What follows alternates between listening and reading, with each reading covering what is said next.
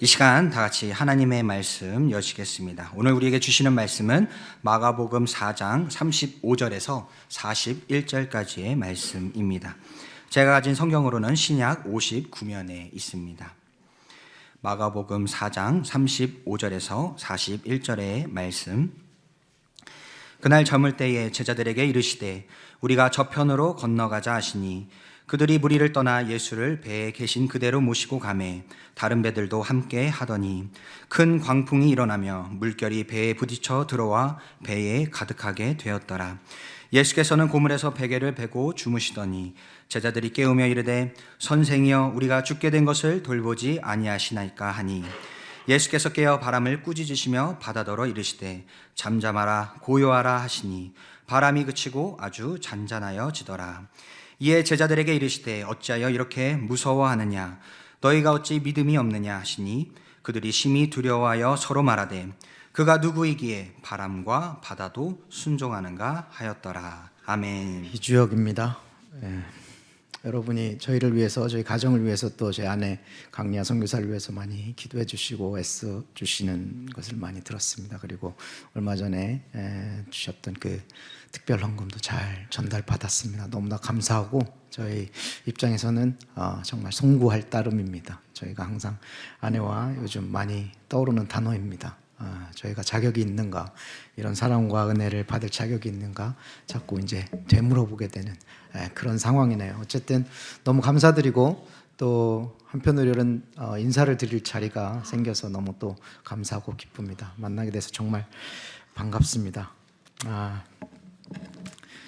지금 뭐 아시는 바와 같이 뭐 아내가 그런 상황이 있습니다. 많이 두려웠고 놀랬고 그랬습니다. 특별히 제가 처음 소식을 들을 때가 이제 인도네시아에서 모임이 있어서 참석하던 좀 마지막 날이었는데 아내로부터 전화를 받고 몸에 이상이 느껴져서 말레이시아 병원을 간다 그래요. 갑자기. 그런데 상황이 안 좋아서 바로 또 한국을 가야 될 것 같다고. 상황이 정확하게 제가 듣지 못했으니까 너무 걱정되고 집에 왔는데 하비비도 없고 아내도 없고 아무도 없는 집에서 혼자 일주일을 보냈는데 그 시간이 정말 길더라고요. 정말 두려움 가운데 있었습니다. 이게 어떻게 되는 건가. 그리고 들려오는 소식이 점점 안 좋은 소식인 거예요. 암일 수도 있다, 아닐 수도 있어요. 그랬는데 암이에요. 요새 암이 병입니까? 또 이렇게 또 위로를 했는데 암이 병이죠. 그럼 그게 뭔가요? 또 안 좋은 암이래요. 이거 전이가 됐을 수도 있대요. 안 됐을 수도 있고.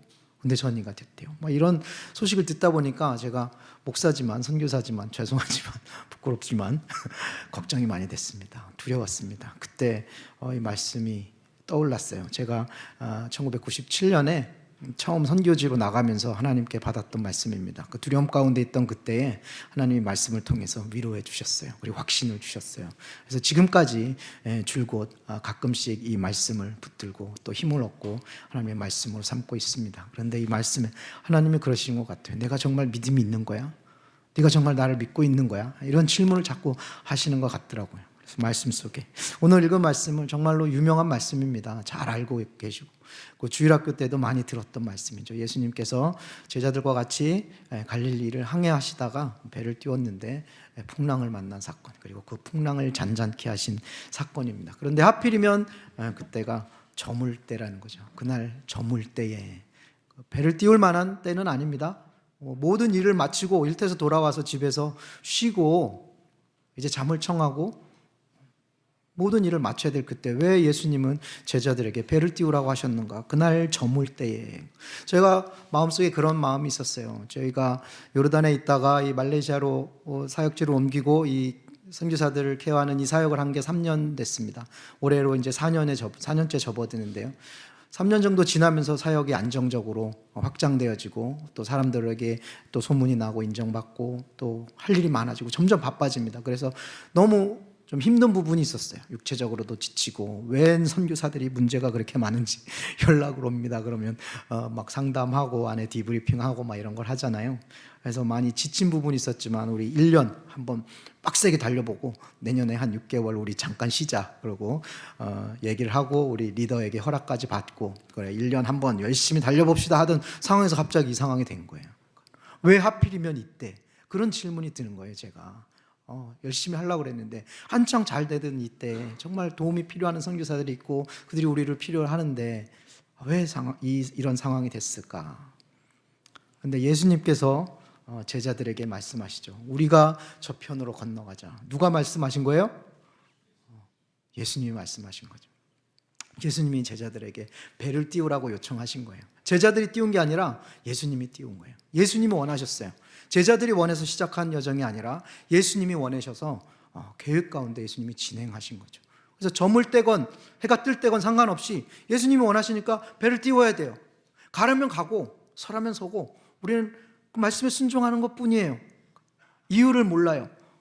어떤 계획을 갖고 계신지 말씀을 안 해주세요. 예수님이 상당히 자기중심적인 분입니다. 사역을 하면서 제자들의 의사를 물어본 적이 없어요. 이분이 서번트 리더십 이런 게 아니에요. 예수님이 모든 사역의 주도권을 갖고 계셨어요. 예수님이 하고 싶은 대로 다 하셨어. 제자들은 따라다녔어요. 그도 그럴 것이 가르쳐야 되니까. 그때는 제자들에게 선택권을 주지 않았어요. 예수님이 다 모든 것을 계획하시고 모든 것을 주도하셨습니다. 그 예수님이 저편으로 가자 하니까 예수님이 제자들은 배를 띄운 거죠. 어떻게 보면 우리 그리스도인들에게 있어서 우리 신앙, 우리 믿음의 출발점입니다. 예수님이 우리가 저편으로 건너가자 하신 말씀에 순종해서 배를 띄운 제자들처럼 지금 우리의 삶이 그렇게 시작이 된 거예요. 하나님께서 우리를 부르신 거죠. 여러분 한 사람 한 사람을 하나님이 택하시고 부르셔서 지금 이 순간 우리가 하나님을 예배하는 이 자리에 있다. 이 부르심에 대한 확신이 우리에게 필요한 거예요. 사도 바울이 얘기합니다.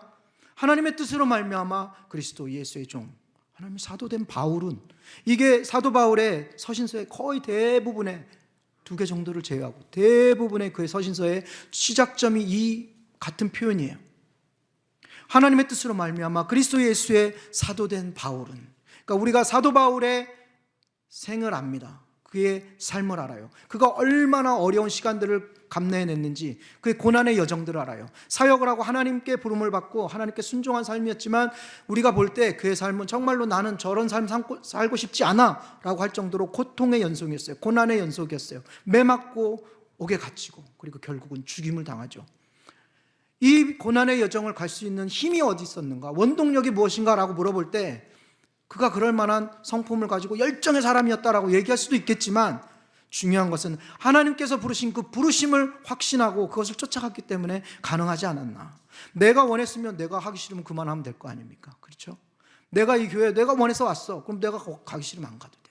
내가 하나님을 예배하는 자리 내가 원해서 가는 거면, 하나님을 섬기는 것이 내가 원해서 시작한 거면 내가 하기 싫으면 그만하잖아요. 그런데 그게 아닌 거예요. 하나님이 나를 부르셨기 때문에 내가 거절할 수가 없는 거예요. 하나님이 나를 택하시고 부르셨다는 그 사실, 모든 그리스도인들에게 적용돼야 되는 상황입니다. 사역자들뿐만 아니라 우리 모두는 하나님의 은혜 가운데 부르심을 받은 겁니다. 사도 바울처럼 동일하게 찬송하리로다. 하나님 곧 우리 주 예수 그리스도의 아버지께서 그리스도 안에서 하늘에 속한 모든 신령한 복을 우리에게 주시되 곧 창세전에 그리스도 안에서 우리를 택하사 우리로 사랑 안에서 그 앞에 거룩하고 흠이 없게 하시려고 그 기쁘신 뜻대로 우리를 예정하사 그리스도로 말미암아 자기의 아들들이 되게 하셨으니. 여러분과 저에게 적용돼야 될 첫 번째 출발점입니다. 부르심입니다. 하나님이 여러분을 사랑하십니다. 창세전에 여러분을 택하셨고 예정하셔서 이 자리에 불러주셨습니다. 어떤 상황 가운데서도 우리가 거부할 수 없는 하나님의 초청입니다. 예수 그리스도 말미암아 우리가 하나님의 자녀가 되었다. 그 부르심, 우리가 저편으로 건너가자 하는 그 말 속에는 이 의도가 담긴, 예수님이 내가 원하는 거야, 너희들은 따라오면 돼. 그래서 그들이 항해를 시작하죠. 무리를 떠나 예수를 배에 계신 그대로 모시고 가매 다른 배들도 함께 하더니, 예수님이 어디 있습니까 지금? 배에 같이 있어요. 제자들하고 같이 항해를 하는 거예요. 하나님이 우리를 부르셨을 때, 그래 너 이제 앞으로 잘 살아야 돼, 내가 너를 자녀 삼았어, 열심히 살아, 내버려 둔 게 아니라 하나님이 우리와 함께 계시다는 그 약속의 말씀을 주셨어요. 임마누엘 약속의 말씀이에요. 제자들이 배를 띄웠을 때 예수님도 그곳에 함께 계셨어요. 제자들에게 가라, 나중에 만나, 이게 아니라 예수님도 그 여정을 함께 하셨다는 거죠. 그런데 문제는 뭐냐면 37절에 보니까 큰 광풍이 일어났어요. 물결이 부딪혀 배 들어와 배 가득하게 되었더라. 여기서 우리가 질문을 하게 됩니다. 어떻게 보면 이 상황들, 예수님이 배에 같이 계시고 하나님의 아들 그 예수 그리스도, 그분이 지금 항해를 하고 있는데 어떻게 파도가 치고 풍랑이 일어서 배가 지금 잠길 정도가 돼? 지금 이게 상상이 되십니까, 여러분? 상상이 안 돼요. 그런데 그런 일이 일어났어요, 지금. 당황스럽죠? 동일하게 우리에게도 내가 하나님 말씀에 순종해서 하나님의 부르심에 순종해서 이 길을 가고 있는데 어떻게 이렇게 어려운 일들이 나에게 일어나는가, 이런 질문을 할 수가 있어요. 그죠? 예수님 믿으면 복 받는 줄 알았는데 예전에 저희 시골 교회 저희 집사님들 전도하는 거 보니까 그래요. 교회 와요, 복 받아요. 경상도 사투리입니다. 통역을 하자면 교회 오시면 복 받습니다라는 겁니다. 교회 와요, 복 받아요. 단순한 이 한 문장인데요, 이 안에 모든 것이 담겨 있어요. 맞아요. 교회 오면 복 받습니다. 우리 이미 영생의 복을 받았습니다. 그런데 우리가 기대하는 복은 그것과는 차원이 다른 거예요. 차원이 다르다기보다 완전 다른 거를 우리는 기대하고 있잖아요. 예수님 믿으면 사업도 잘 되고 아이들도 잘 되고 아이들 서울대 가고. 예수님이 여러분 교회 다니면 자녀들 서울대 간다고 얘기했습니까? 왜 서울대 떨어졌다고 하나님 앞에 와가지고 항변하라는 겁니까? 제가 하나님 어떻게 지금까지 했는데 지금 이러실 수 있어요? 막 그러잖아요. 힘들잖아요. 지금 이 순간에도 지금 지구 저편에서는 예수님을 믿는다는 그 이유로 핍박받고 감옥에 갇히고 집에서 쫓겨나고 직장을 잃어버리고 매맞고 심지어 죽임을 당하는 일들이 벌어지고 있습니다. 우리에겐 해당이 안 될지 모르지만 그런 일들이 지금도 벌어지고 있어요. 그들에게는 엄청난 고난이죠. 그럼에도 불구하고 그들은 그 믿음을 포기하지 않아요. 많은 분들이 포기를 하고 있어요. 포기하지 않는 사람이 있어요. 왜 그럴까요? 그런 사람들은 그 부르심을, 하나님의 부르심, 거기에 응답하고 그 믿음을 알기 때문이에요. 내가 거절할 수 없는 하나님의 초청, 그것이 우리에게도 동일하게 적용돼요. 그런데 고난이 있다는 거예요. 오히려 하나님은 고난의 약속의 말씀을 주셨어요. 빌립보서 1장 19절, 그리스도를 위하여 너에게 은혜를 주신 것은 다만 그를 믿을 뿐 아니라 그를 위하여 고난도 받게 하려 하심이라. 사도 바울의 말입니다. 베드로전서 4장 12절, 사랑하는 자들아 너희를 연단하려고 오는 불시험을 이상한 일 당하는 것 같이 여기지 말라. 오히려 너희가 그리스도의 고난에 참여하는 것으로 즐거워라. 몰랐던 사실이에요. 진작 말씀해 주시지 그러면 내가 교회 다니지 않았을 텐데. 이랬을 수도 있고 배신당한 느낌이죠. 그런데 하나님께서 우리에게 주신 약속의 말씀은 뭐냐면 너희가 내 자녀가 되었어. 잘 될 거야. 그런데 고난이 있을 거야. 내가 너를 사랑한다. 내가 너와 함께 할 거야. 그런데 고난이 있을 거야. 어려움이 있을 거야. 그거를 미리 얘기해 주신 거예요. 교회 다니는 것이 여러분 쉽습니까? 어렵습니까? 교회 다니는 것은 조금 쉬울 수도 있어요. 그러면 질문을 다르게 하면 우리가 세상에서 우리가 믿음을 유지하고 거룩하게 살아가는 것이 쉽습니까? 어렵습니까? 어렵습니다. 어려워야 돼요. 왜냐하면 세상의 대부분의 사람들은 그것을 추구하지 않아요. 세상 사람들은 자기 하고 싶은 대로 살아요. 욕심에 이끌리고 탐욕스러워요.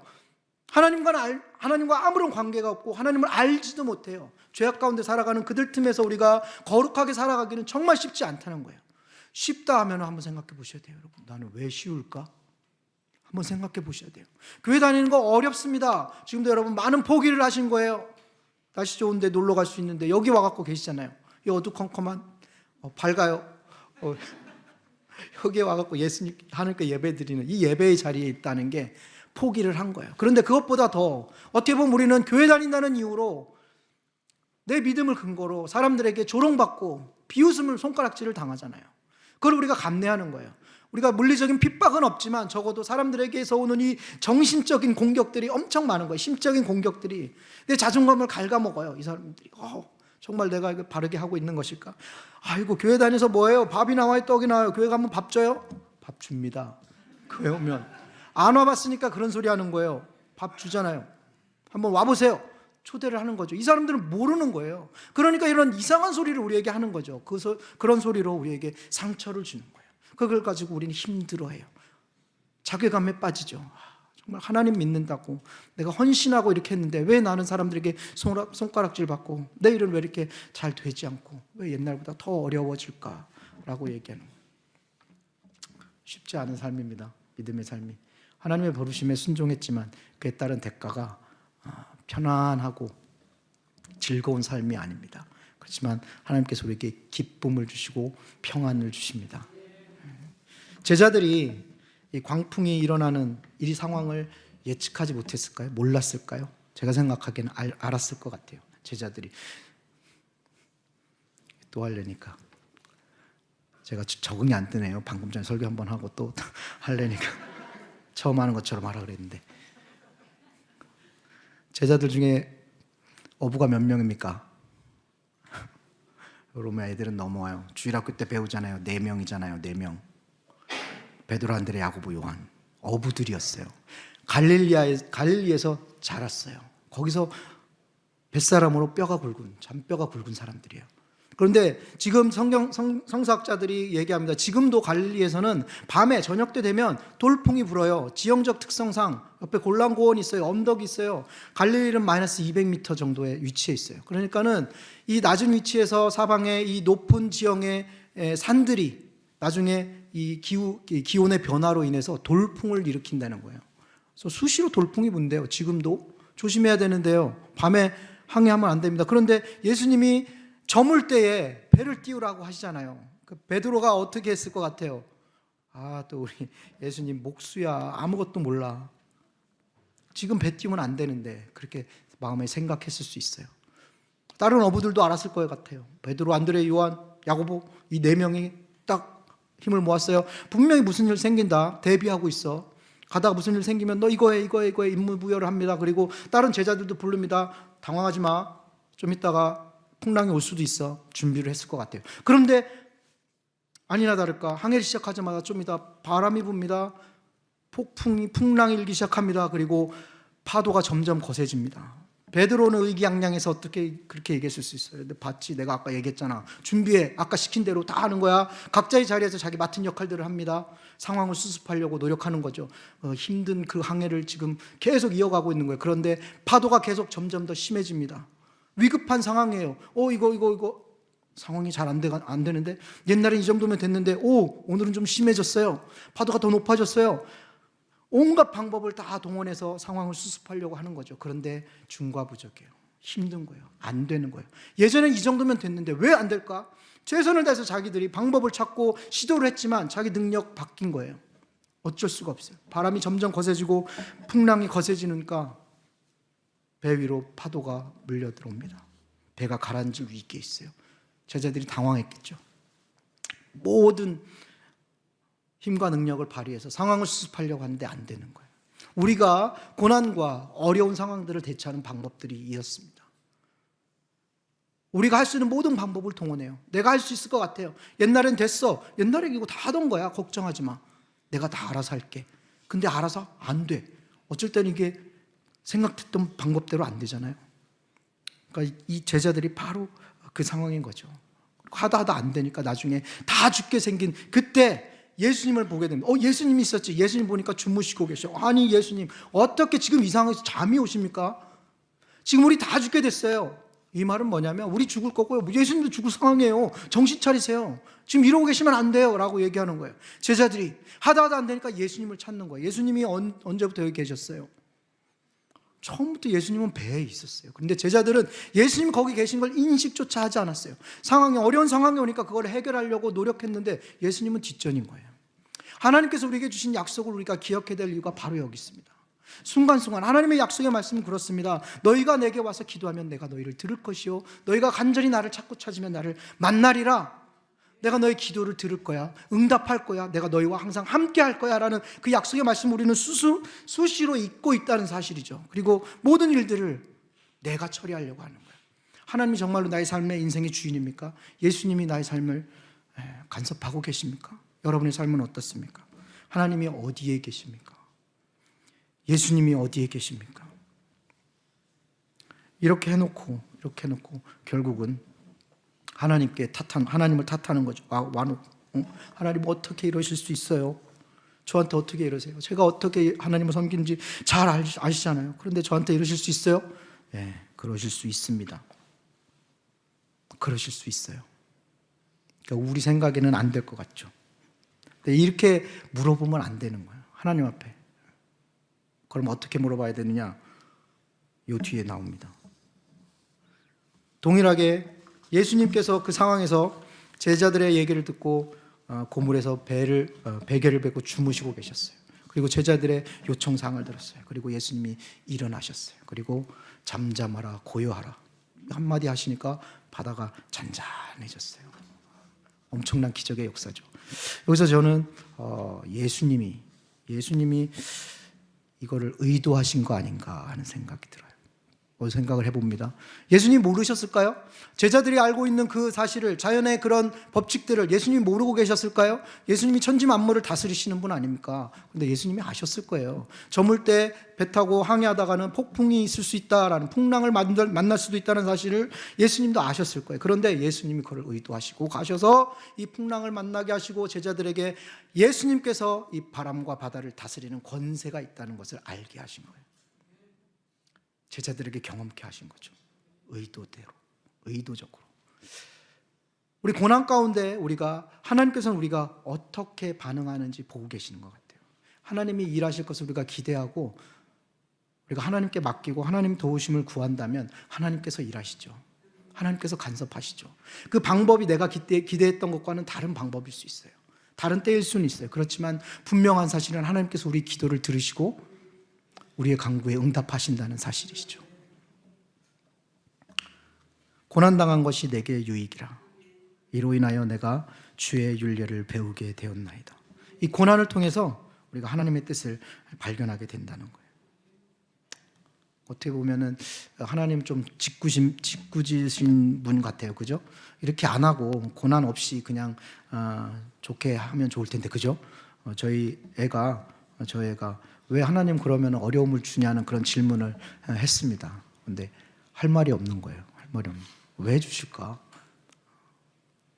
그렇지만 고난이 끝이 아니라 해결책을 주시죠. 해결책을 주세요. 제자들에게 예수님이 다그치십니다. 어찌하여 이렇게 무서워하느냐?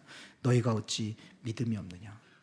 고난 앞에 두려워하던 제자들, 당황해하고 자포자기하고 소망을 잃어버렸던 그 제자들에게 예수님이 묻는 거예요. 너무 잔인하지 않아요? 너희가 어떻게 무서워할 수가 있어? 왜 두려워해? 왜 이렇게 믿음이 없는 거야? 하나님 저에게 질문하시는 질문이었어요. 왜 이렇게 무서워해? 왜 이렇게 두려워해? 왜 이렇게 믿음이 없는 거야? 제자들에게 질문하는 거예요. 그런데 여러분 한번 보세요. 여러분 이 제자의 상황이었다면 여러분 무서웠을 것 같아요? 안 무서웠을 것 같아요? 무섭죠. 당연히 풍랑이 있는 바다에서, 깜깜한 그 바다에서 배가 가라앉고 있는데 여러분 거기서 찬양할 수 있겠어요? 안 무섭다고, 저 하나도 안 무서워요, 괜찮아요, 저는 평안합니다, 이상한 사람이에요. 그렇지 않습니다. 우리가 인간적으로 생각하는 게 아니라 우리가 볼 때 우리의 연약함이 그거예요. 어려운 일을 만나면 우리가 걱정하게 되고 당황하게 돼요. 두려워하게 돼요. 그렇지만 그게 끝은 아니죠. 제가 순간 이성을 찾았습니다. 그렇죠. 말씀을 보게 되는 거야. 말씀 가운데 있는 하나님의 약속을 붙들고 또 위로를 받는 거예요. 순간 두려워했어요. 무서워했어요. 순간이 아니네요. 한 일주일 갔으니까요. 순간은 아니에요. 오랫동안 무서워했어요. 두려워했어요. 그런데 그 과정 가운데 하나님 주신 약속의 말씀이 생각나는 거예요. 하나님은 변치 않는 거예요. 상황은 변한다 할지라도, 나는 변한다 할지라도 하나님은 변하시지 않으시니까. 그가 넘어지나 아주 엎드러지지 아니하면 주의 손이 그를 붙드심이라. 하나님이 나를 붙드시기 때문에 넘어지진 않는 거예요. 제자들 무서워할 수 있는 상황입니다. 사도 바울이 죽임을 앞두고 안 무서워했을까요? 저는 무서워했을 거라고 생각해요. 두려웠을 거라고 생각해요. 그렇다고 도망가지 않았어요. 받아들이는 거죠. 순교의 자리에 가는 거죠. 두렵지만 예수님도 십자가에서 죽음을 당하기 전날 밤에 그렇게 기도하시잖아요. 할만하시거든 아버지, 당신 뜻이여든 이 잔을 내게서 옮겨주십시오. 두려워서 그 기도를 드렸다고 저는 생각하지는 않습니다. 그렇지만 적어도 제가 받은 은혜는 예수님은 진정한 인간으로, 완전한 인간으로서 그것을 하나님 앞에 그런 기도를 드림으로 해서 우리에게 인간으로서의 모범을 보여주신 거예요. 두려워할 수 있어. 그렇지만 그게 끝이 아니야 라고 얘기를 하는 거죠. 그 두려움 가운데 우리는 무엇을 붙들어야 하는가? 그럼 어떻게 반응해야 되는가 할 때 아까처럼 하나님 어떻게 이럴 수 있어요? 그 상황을 만났을 때 하나님을 따지고 하나님께 대적하는 것이 아니라 하나님 어떻게 이럴 수 있습니까? 그게 아니라 하나님 이 상황 가운데 하나님 원하시는 것이 무엇입니까? 내가 어떻게 하시기를 원하십니까? 하나님 계획을 알려주십시오. 이런 이야기들이, 이런 얘기들이 진행되어야 되는 거죠. 주기철 목사님이라고 여러분 아시죠? 모르세요? 주기철 목사님이라고 있습니다. 아주 유명하신 분이에요. 그분이 예전에 일제시대 때 신사참배를 거부하고 순교를 당하셨죠. 그분에 대한 이야기가 예전에 극동방송에 나왔어요. 드라마로 성우들이 각색을 해서 하는데 제가 운전을 하다가 그거를 들으면서 갔습니다. 하루는. 근데 이 주기철 목사님이 순사들한테 잡혀갔습니다. 모진 고문을 당해요. 몸이 만신창이가 돼서 돌아옵니다. 그리고 사모님이 극진히 간호합니다. 몸이 좀 회복됐습니다. 그런데 순사들이 또 와서 또 잡아가려고 하는 거예요. 그러니까 이 주기철 목사님이 가기 싫다고 무서워가지고 가기 싫다고 문지방을 붙들고 안 놓고 막 그랬답니다. 그러니까 막 성도들이 뒤에서 막 보고 있다가 막 울면서 기도하는 거죠. 우리 목사님 불쌍해서 어떠나. 사모님이 조용히 목사님 옆으로 가더니 목사님께 귀에 대고 그랬대요. 목사님, 성도들이 보고 있습니다. 무슨 말이에요? 조용히 가시라는 거예요. 무서운 사모님. 그 얘기를 듣고 제가 드는 생각하고 주기철 목사님도 무서웠구나. 당연한 거 아닙니까? 주기철 목사님 하나도 무섭지 않아. 그 고통 가운데서도 고통을 당하면 하나도 아프지 않아. 죽음 따위는 무섭지 않아. 이렇게 하면서 그냥 죽음을 받아들였을까요? 죽음을 받아들이지만, 묵묵히 받아들이지만 그 마음 가운데 두려움이 있었을 거라는 거예요. 여러분, 두려워할 수 있습니다. 제가 두려웠기 때문에 이거를 정당화시키기 위해서 말씀드리는 건 절대 아니고요. 우리가 인간이기 때문에 그렇습니다. 두려워합니다. 그렇기 때문에 하나님 우리에게 주신 약속, 두려워하지 말라. 여호수아에게 계속 주시는 말씀이 그거예요. 강하고 담대하라. 두려워하지 마. 내가 너와 함께 할 거야. 모세하고 함께 했던 것처럼 너하고 함께 할 거야. 걱정하지 마. 우리가 두려워하는 걸 알기 때문에 그러신 거예요. 그렇기 때문에 하나님께서 우리에게 임마누엘의 약속을 주신 거예요. 내가 너와 함께 할 것이다. 두려워하지 말라. 두려워할 수 있지만 두려워하지 말라는 거야. 두려워할 수 있지만 네 마음대로 결론을 내어서는 안 돼. 제자들의 실수가 그거예요. 두려워했습니다. 그리고 그 두려움에 함몰돼서 자기 스스로 결론을 내버린 거예요. 소망이 없다고 판단해버린 거예요. 우리 다 죽을 거야. 다 죽게 됐어. 예수님 지금 뭐하고 계세요? 우리 다 죽게 됐습니다. 배가 가라앉고 있어요. 이러고 있으시면 안 돼요. 그 제자들의 실수가 그거. 예수님이 책망하시는 게 그거예요. 너희가 어찌 믿음이 없느냐라고 했을 때 그 부분입니다. 두려워한 자체가 아니라. 12정탐꾼 이야기를 아시죠? 지난번 때 시간 관계상 몇 가지 빼먹은 게 있습니다. 개정 증보판으로 오늘 이번에는 조금 다 하겠습니다. 12정탐꾼 이야기 아시잖아요. 그 12명, 그 중에 10명이 신실하지 못한 보고를 했죠. 여러분, 이 12정탐꾼에 대해서 생각해 보신 적 있으시죠? 이 사람들이 좀 바보 같다는 생각을 해보신 적 없어요? 옛날에 그랬어요. 어떻게 저렇게 믿음 없이 저렇게 바보 같은 얘기를.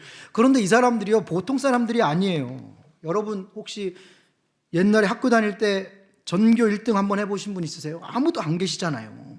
없어요. 전교 1등 한번 못 해봤어요. 우리 500명, 600명 중에도 제가 전교 1등 한번 해본 적이 없는데 이 사람들은요, 몇만 명 중에 한 명이 뽑힌 사람들이 얼마나 뛰어난 사람들이었겠어요. 얼마나 대단한 리더들이었겠냐고요. 갈렙 같은 사람은 유다 지파 7만 5천 명 중에서 뽑힌 한 사람이에요. 얼마나 똑똑하고 대단한 리더였겠어요. 다른 리더들도 마찬가지입니다. 최소 3만 명이 넘어요. 지파 사람들 3만 명, 4만 명, 5만 명 중에 뽑힌 사람 얼마나 대단했겠냐고요. 그런데 이 사람들이 임무를 부여받고 40일 동안 아무도 알지 못하는, 자기들이 한 번도 가보지 못한 그 땅에서 40일 동안 생존하잖아요. 그리고 받은 임무, 그 땅이 어떠한지, 그 땅이 서급인지 진영인지, 사람들이 많은지 적은지, 그들이 강한지 약한지, 그 땅의 실과들을 보고 그 땅이 어떤지 정탐하고 와라 했을 때 이 사람들이 돌아왔어요. 어떤 보고를 했습니까? 임무를 잘 수행했습니까? 안 했습니까? 이들은 완벽하게 임무를 수행했어요. 다 하나하나 다 실과까지 갖고 오고 다 보고합니다. 그 땅에 대해서 말씀하신 것처럼 적과 꿀이 흐르는 땅입니다. 그 성읍은 이렇고 그들은 이렇고 다 설명해요. 그런데 거기에는요, 아낙 자손들이 살고 있던데요. 기가 크고 엄청 강력한 민족들이 살고 있어요. 우리는 그 땅을 차지할 수 없습니다. 우리 가면 다 죽어요. 우리는 메뚜기예요. 안 됩니다. 하나님께서 주시겠다고 약속한 그 약속의 땅을 이 사람들이 평가하는데 자기들 마음대로 결론을 내어버린 거예요. 그게 문제가 된 거죠. 이 사람들은 완벽한 임무를 수행했어요. 그런데 돌아와서 한다는 말이 자기들의 이성적 사고와 상황 판단 능력을 가지고 하나님 없는 판단을 내어버린 거예요. 그렇기 때문에 이들이 하나님께 벌을 받은 거죠. 대가를 치르게 된 거죠. 우리 삶 가운데 나타나는 그런 현상들입니다. 하나님은 배제한 채 나의 배움, 나의 지식, 이성, 그런 생각들 가지고 판단하는 거예요. 됩니다, 안 됩니다 얘기하고, 하나님은 어디 있습니까? 물어볼 때 하나님이 이 상황에서 왜 필요합니까? 우리가 할 수 있는데.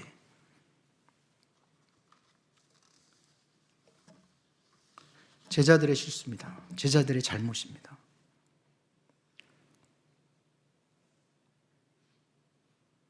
그리고 이 기적을 경험한 제자들이 완전히 바뀌었죠. 41절, 그들이 심히 두려워하여 서로 말하되 그가 네기에 바람과 바다도 순종하는가. 예수님께서 바다를 잔잔케 하시는 그 기적의 사건들을 이들이 목도하고 경험한 다음에 그들이 하는 고백입니다. 그들이 지금 두려워하는 대상이 누굽니까? 예수님이에요.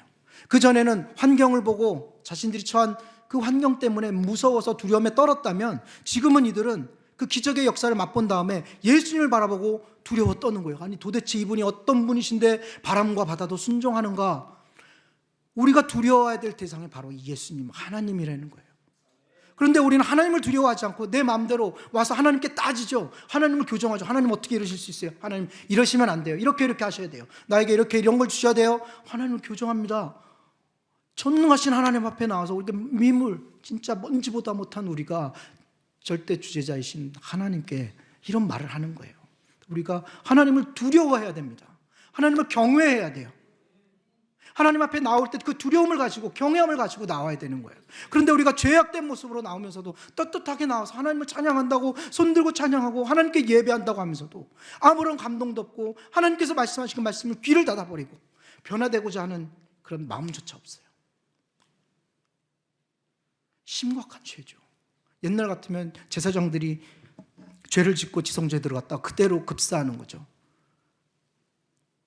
그런데 우리는 설교자로서, 예배자로서 그런 부끄러운 모습을 가지고 하나님 앞에 서 있습니다. 중요한 사실은, 감사한 사실은 하나님께서 그럼에도 불구하고 우리를 받아들이고 용납하신다는 거고, 그 앞에서 우리가 하나님 앞에 자복하고 회개하면 우리를 깨끗게 하시고 새롭게 해주신다는 거예요.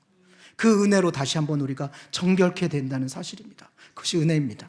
예배 가운데 이게 회복되어져야 돼요. 그리고 그 하나님의 임재를 경험하는 그 순간 우리가 세상을 향했던 그 시선이, 우리의 시선이 하나님께로 다시금 고정되어지는 것이죠. 이것이 예배입니다. 우리가 어떻게 하나님만을 바라보고 하나님을 두려워하며 살 수 있을까라고 했을 때 그 답은 하나입니다. 하나님의 임재 가운데 살아가는 거예요. 예배인 거예요. 예배의 삶이 우리 삶 가운데 지속되어져야 되는 거예요. 그렇지 않으면 우리가 순간순간 말씀을 등한시하고 기도하지 않고 하나님을 우리가 잊어버리고 산다면 우리의 결국은 그겁니다. 내 마음대로, 내가 하고 싶은 대로 내 능력 믿고 가다가 결국은 패망하는 거죠. 세상 사람과 전혀 다르게 없는 거예요. 제가 보기에 여러분은 정말 믿음의 사람들인 것 같습니다. 이 상황 가운데 예배하는 이 자리에 나오신 여러분 대단한 거죠. 그렇다면 여러분은 여러분의 믿음을 어떻게 증명하시겠습니까? 지금 이 자리에 내가 있다고, 내가 하나님을 믿는 믿음이 있다고 그냥 얘기하시겠습니까? 그거면 다인가요? 그럼 세상 사람들은 그걸 어떻게 알아요? 이게 다가 아니라 우리의 진짜 믿음은 이 고난 가운데 우리가 하나님 앞에 어떻게 반응하는가, 그리고 우리 삶 가운데 예수 그리스도의 모습이 드러나는가, 나의 삶이 정말 예수님처럼 되어가고 있는가, 그것을 사람들이 인식하고 있는가, 그리스도의 향기가 풍겨나는가, 그걸로 가늠해야 되지 않겠습니까? 교회에서의 모습이 아니라 세상 가운데 우리가 어떤 모습으로 살아가는가, 그거에 따라서 우리가 정말로 믿음이 있는가가 판별되어진다고 생각합니다. 여러분, 데이빗 브레이너드라는 사람이 있습니다. 제가 신학교 다닐 때 데이빗 브레이너드의 생애와 일기라는 책을 읽어봤어요. 너무 감동적이에요. 이 사람은 여러분 18세기에 미국의 영적 대각성 운동을 주도했던 조나단 에드워드 목사님의 사위가 될 뻔한 사람입니다. 몸이 너무 약했어요. 결핵으로 일찍 죽었어요. 29살에. 그리고 결국은 결혼을 못했어요. 약혼자도 이 사람을 간호하다가 이 조나단 에드워드 목사님의 딸이죠. 그분도 일찍 세상을 떠납니다. 근데 이 사람의 일기를 보면 구구절절히 자신이 얼마나 흉악한 죄인인지, 하나님 앞에 얼마나 부끄러운 사람인지를 계속 고백하고 있어요. 하나님 앞에, 내가 하나님 앞에 정말로 벌레만도 못한 사람인데 하나님 나를 사용해 주시고 나를 불러주시니 감사합니다. 이 감사의 고백들이 있고, 이 사람이 경건을 향한 그 열망과 거룩한 삶에 대한 그 간절한 소원함들이 얼마나 많은지 구구절절 그의 일기 가운데 있어요. 그리고 보면은 오늘은 몇 명이 예수님께로 나왔습니다. 우리가 몇 마일을 가서 우리가 인디안 누구에게, 어느 부족에게 전도를 했습니다. 하나님을 찬양합니다. 그리고 또 나오는 거는 또 이 사람은 하나님 앞에서 나는 죄인입니다. 하나님 저를 용서해 주십시오. 무릎 꿇고 간절히 기도합니다. 회개하는 거예요. 이유가 뭘까요? 어떤 사람은 이 사람이 우울증 증상이 있다고 그래요. 부모님이 일찍 돌아가셨어요. 어릴 때부터 우울증이 있었다고 그러는데 어떻게 우울증 걸린 사람이 몇십 마일씩 하루에 말을 타고 가면서 전도를 하고 사람들을 그렇게 훈련하고 가르치고 이렇게 헌신을 합니까? 이렇게 열정적으로 사역을 해요. 어떤 우울증 걸린 사람이. 그게 아니라 이 사람이 하나님 앞에 이렇게 우울증이 걸린 사람이라고 생각할 정도로 이렇게 간절하게 부르짖고 회개했던 그 이유는 깨끗했기 때문이라고 생각이 되는 거예요. 어떤 사람은 조그만 죄를 짓고도 그것을 감당하지 못해서 하나님 앞에 눈물로 회개하는 반면에 어떤 사람은 그것보다 몇천 배 몇만 배 더 흉악한 죄를 짓고도 하나님 앞에 떳떳하게 나옵니다. 그게 우리 인간의 모습이잖아요. 데이비드 브레이더라는 이 사람이 정말로 하나님 앞에서 이 간절한 소원함 때문에 자신의 작은 죄와 허물조차도 용납하지 못하는 거예요. 하나님 앞에 그거를 해결하고 싶은 거예요. 이러한 간절한 소망함이 우리에게 지금 요구된다는 것이죠. 하나님 도와주십시오. 하나님 나를 정결케 해주십시오. 나를 만나주십시오. 그 가운데 하나님을 만나는 사람들 화로다 나여 망하게 되었도다. 나는 입술이 부정한 사람이요 나는 입술이 부정한 백성 중에 거하면서 만군의 여호와이신 왕을 배웠음이로다. 하나님을 만난 사람의 공통적인 특징이 이겁니다. 하나님을 두려워하는 그 경외함 때문에 그 앞에 꼬꾸라지는 거예요. 하나님, 내가 죄인입니다. 용서해 주십시오. 하나님, 나를 사용해 주십시오. 마음대로 하세요. 하나님 마음대로 하세요. 저는 하나님의 도구입니다. 이 고백들이 있는 거예요. 그 앞에서 우리가 고개를 들 수가 없어요.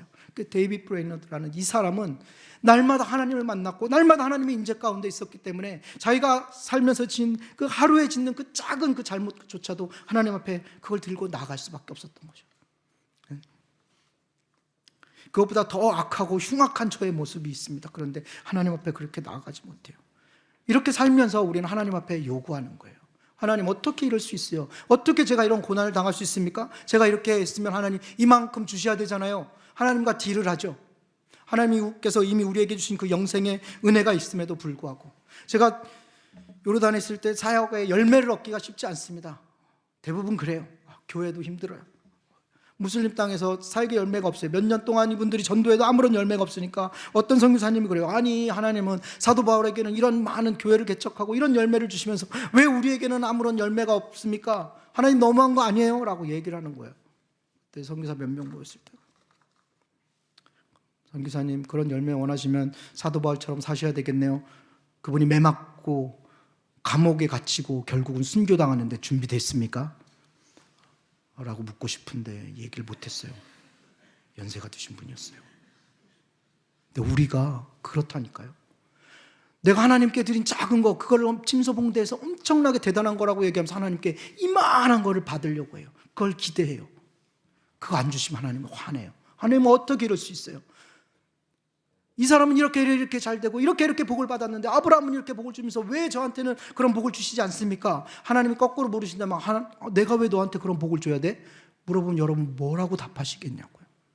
할 말이 없는 거예요. 선교지에서 10년 있었습니다. 20년 있었습니다. 뭐가 대단합니까? 한국에서 어렵고 힘든 상황 가운데 개척교회 세워서 30년을 섬기다가 가신 분이 있어요. 여전히 교인들은 20명, 30명 남짓. 그분의 삶이 얼마나 고단하고 힘들었는지 가늠할 길이 없어요. 근데 아무도 알아주지 않아요. 적어도 저희는 비빌 언덕이 있습니다. 선교사라 그러면 대단한 줄 알죠. 엄청나게 헌신한 걸로 아는데 그렇지 않습니다. 헌신한 건 맞아요. 그렇지만 여러분 건 똑같다는 거예요. 이걸 아무것도 아니라 그러면 막 진짜 아무것도 아니라고 생각하는 분들이 있어서 그러는 거예요. 아무것도 아닌 건 아니에요. 그런데 여러분 스스로를 비하하시면 또 안 됩니다. 교회에서 사역하는 거, 어린이들 섬기는 거, 가르치는 거 작은 일이 아니에요. 성가대로 찬양 드리는 거 작은 일이 아닌 거예요. 선교사만 대단한 게 아니라 여러분 한 사람 한 사람이 귀하다는 거고 하나님이 그렇게 보신다니까요. 안 믿으시는 것 같은데. 우리가 그런 사람들입니다. 그런 자격이 있는 사람들이야. 그렇다면 우리가 내 능력, 내 힘 의지하지 말고 하나님 붙들어야죠. 하나님 우리를 그렇게 인정해 주신데 왜 엉뚱한 데 가가지고 인정받으려고 하시냐고요. 썬데이 크리스찬이라는 말이 있잖아요. 교회는 열심히 다녔는데 하는 말과 행동 보면 영 아니야. 교회에서는 열심히 하시고 막 찬양대도 하시고 막 섬기시고 막 하는데 집에 오면은 막 이상해. 직장에 가면 또 이상해. 왜 그러시냐고요. 여러분 믿음을 어떻게 증명하시겠습니까? 썬데이 크리스찬 여러분, 제가 지난 시간에 이거 안 했는데, 여러분 제가 군대 갔다 온 것 같으세요? 안 갔다 온 것 같으세요? 이 질문이 어렵습니까? 대한민국 남자라면 다 군대 갔다 와야 되잖아요. 저 군대 갔다 왔습니다. 특수부대 갔다 왔습니다. 특수부대. 일반 부대가 아니에요. 나는 집에서 먹고 자고 하면서 이렇게 왔다 갔다 출퇴근하는 거.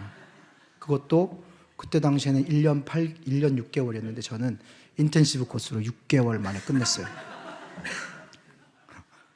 왜 웃으시는지 알아요? 이거를 전문용어로 육방이라고 합니다. 육방. 그래서 6개월 방해했어요. 제가 아내가, 왜냐면 지난 일부 예배 때 아내가 들었을 거예요. 제 아내가 제가 설교할 때 군대 얘기하는 거 싫어해요. 아픈데 충격받을까 봐 안 했어요. 근데 왜 웃으세요? 제 아내가 왜 하지 말라고 하는지 저는 이해가 안 가요. 근데 제가 6개월 동안 정말 힘들게 군생활을 했습니다. 진짜 전투복이 6개월 만에 다 해졌어요. 진짜 물이 다 빠졌어요. 초록색이었던 게 거의 막 연두색이 됐다니까요. 아무도 안 믿으실 줄 알았어요. 진짜 힘들게 군생활을 했거든요. 빡세게, 전문용어로 정말 빡세게. 6개월 방해. 제가 5월 4일 날 들어갔다 11월 3일 날 나왔어요. 그러니까 겨울을 보내지 않은 거예요. 그리고 제가 12월 28일인가요? 첫 사역지로 부임했습니다. 그곳에서 교육 전도사죠. 그리고 거기서 어떻게 하다가 새로 오신 성가대 지휘자님하고 트럼펫 반주하시는 분이세요. 트럼펫 연주자가 있었는데 그분하고 어떻게 서로 새로 왔으니까 얘기를 하는 중에 군대 얘기가 나왔어요. 군대 지휘자님 저한테 물어보시더라고요. 전사님 군대 갔다 오셨어요? 제가 그때 머리도 짧았거든요. 제대한 지 얼마 안 됐잖아요. 그러니까 완전 뭐 군인 필인 아니고 완전 군인 정신이 여전히 남아 있었던 거죠. 제가 군대 갔다 왔습니까? 그래요? 어디 다녀오셨어요? 6개월 방이에요. 그랬더니요, 제 트럼펫 불던 그 선생님이 막 웃는 거예요. 막 박장대소를 하면서 그러더니 저한테 그러는 거예요. 전도사님, 무슨 방위가 무슨 군인이에요. 방위가 군인이면 파리가 독수리다, 이러는 거예요. 제가 살면서 들었던 최고의 명언입니다. 제가 그분 때릴 뻔했어요. 진짜 알고 봤더니 그분이 면제야. 저하고 그때 동갑이었는데 각이 안 나오는데 배재고등학교 음악 선생님이라는 거예요. 그때 24살 때. 어떻게, 그러니까 그러고 얘기하다 좀 있다 보니까 저는 면제예요, 이러더라고요. 전도사만 아니었으면 한 대 때렸는데. 그분이 근데 저는 그때 몰랐어요. 사람들이 그렇게 생각하는지 몰랐어요. 저는 진짜 열심히 했거든요. 저희 군대에서 진짜 열심히 했어요. 그런데 사람들이 일반 군대라면 생각이 있잖아요. 그리고 제가 몇 번 목격한 바가 있어요. 저 고참들이 유병소만 나오면 민간인이 돼버려요. 민간인이 아니라 바로 앞에 할매집에서 술을 이빠이 먹고, 이빠이라네요. 술을 이만큼 먹고 막 고주망태가 돼가지고 도로를 횡단하는 거예요. 그러니까 사람들이 보기에 저 방해들 전마들 저 안 돼. 저 군인이가 저거 이렇게 얘기하는 거예요. 로컬 랭귀지입니다. 사투리로 그분들. 저 군인도 아니야. 방위는 군인도 아니야. 왜 그럴까요? 밖에서 보는 분들은 방위를 그렇게 보는 거예요. 군인이라고 생각을 안 하는 거예요. 우리가 사격 훈련하고 태권도 훈련하고 그 힘든 훈련하는 걸 아무도 본 사람이 없어요. 안에서. 그리고 밖에서 그렇게 술 먹고 사람들이 막 거리로 활보하고 다니니까 사람들이 욕하는 거예요. 저 방위 저것들 그냥 군인도 아니고 전쟁 나면 뭐 해야겠노? 저 막 큰일이다. 이렇게 얘기를 하는 거죠. 선데이 크리스찬과 더불어 방위 그리스도인들이 있어요. 방위 그리스도인들이. 제가 보니까 교회에서 열심히 찬양하고 섬기고 예배하는데 교회 방만 나가면 이상해지는 거예요. 그리스도인의 모습이 전혀 아닙니다. 세상 사람들하고 다를 게 없어. 오히려 더 악한 사람들도 봤어요. 그럼 과연 그들의 마음 가운데 믿음이 있는가? 신앙이 있는가? 예수 그리스도가 성령님이 내주하시는가? 질문하게 되는 거예요. 선교사들 사이에서도 많이 봤어요. 슬픈 얘기지만 어떻게 저분이 선교사인데 어떻게 저럴 수 있지? 나는 저분이 그리스도인인지조차도 의심스럽다라는 그런 생각을 할 수 있. 어떻게 그게 가능합니까? 방위 그리스도인들이 있어요. 방위 그리스도인들. 그런데 우리의 믿음이 어디서 증명되느냐? 우리의 삶 가운데 증명되는 거예요. 고난을 만났을 때 우리가 어떻게 반응하는가? 그리고 우리의 일상의 삶 가운데, 가정에서, 학교에서, 아니면 직장에서 내가 어떻게 살아가고 있는가? 예수 그리스도의 향기가 나타나고 있는가? 나로 말미암아서 예수 그리스도의 향기가 드러나면, 그러면 내 믿음이 살아있는 거죠. 그런데 그렇지 않다면 의심해 봐야 되는 거 아닙니까? 여러분 주변 사람들에게 여러분은 나 교회 다닌다, 원흥 성광교회 다닌다 자신 있게 얘기할 수 있습니까? 어떤 사람은 숨겨야 되는 상황이 될 수 있어요. 욕할 수도 있어요. 교회 다니세요? 와, 교회 다니세요? 이러면은 곤란해지는 거예요. 깜짝 놀라는 거야. 어떻게 교회 다니는 사람이 그럴 수가 있어요? 이런 소리 들으면 힘들어지는 거죠. 여러분 어떻게 여러분의 믿음을 증명하시겠습니까? 제자들, 예수님의 제자들이었는데 고난의 때 이렇게 반응했어요. 예수님은 내팽개쳐놓고 자기 힘으로 할 수 있다고 하다 안 되니까 예수님 찾는 거죠. 원망하는 거죠. 어떻게 이러실 수 있습니까? 그게 우리의 모습이에요. 방위 그리스도인이 되면 안 됩니다. 특공대여야죠. 예전에 섬기던 교회에 특공대 그룹이 있었어요. 여성들로 된 전도 특공대.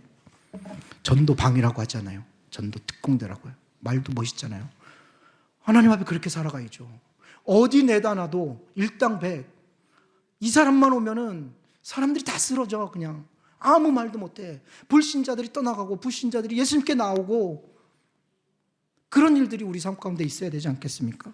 그냥 저 사람들 똑같아, 원오브댐이야, 그냥 우리하고 똑같아, 이게 아니라 우린 그들과 달라요. 정말 달라요. 달라야 돼요. 그렇게 믿음으로 살아가다 보면 세상을 이기고 세상 사람들이 알지 못하는 그런 말들을 하고, 그런 삶 가운데 그들이 우리를 바라보고 하나님을 떠올리는 거예요. 하나님이 투영되는 거예요. 저 사람의 삶은 왜 저렇지? 고난 가운데, 아니 이런 상황에서 어떻게 저들을 이렇게 반응하고 이렇게 얘기할 수 있을까? 질문을 하게 되는 거죠. 그 중심에 믿음이 있고 신앙이 있고 하나님이 있고 예수님이 있다면 그들이 질문하지 않겠습니까? 저들이 믿는 하나님, 저들이 믿는 예수님, 나도 한번 믿어봐야지, 이렇게 되는 건데, 내가 그들과 똑같다면 그들이 왜 나의 삶을 보고 교회로 나오겠습니까? 여러분에게 믿음이 있습니까? 우리 삶 가운데, 우리 고난 가운데 증명이 되어야 합니다. 그런 증명을 하시기 바랍니다. 결론을 맺겠습니까? 내가 정말 처하고 힘든 어려운 상황들이 있습니다. 그런데 그것이 하나님을 의심하는 이유가 되어서는 절대 안 된다고 생각합니다. 내가 겪는 고난으로 인해서, 그 어려움으로 인해서 하나님의 능력이나 그분의 은혜, 그분의 약속의 말씀이 의심되어서는 절대 안 됩니다. 하나님은 변하지 않으세요.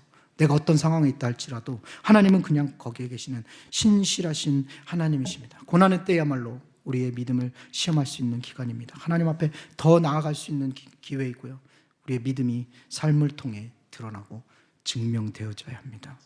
예배를 통해서 하나님을 늘 경험하고 우리의 시선이 하나님께로 고정되어져서 하나님을 날마다 경험하는 그런 삶 됐으면 좋겠습니다. 함께 기도하겠습니다.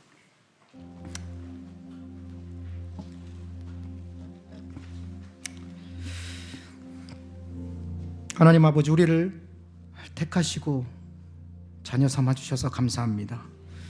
주님의 부르심에 순종해서 당신과 함께 이 믿음의 여정을 함께 하는 것이 은혜요 축복입니다.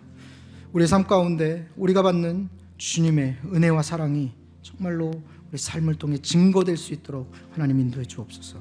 시련과 고통 속에서 주님을 인식하고 주님을 의지하게 하시고 주님 주신 믿음으로 날마다 승리하는 삶 살게 하여 주옵소서. 예수님의 이름으로 기도합니다.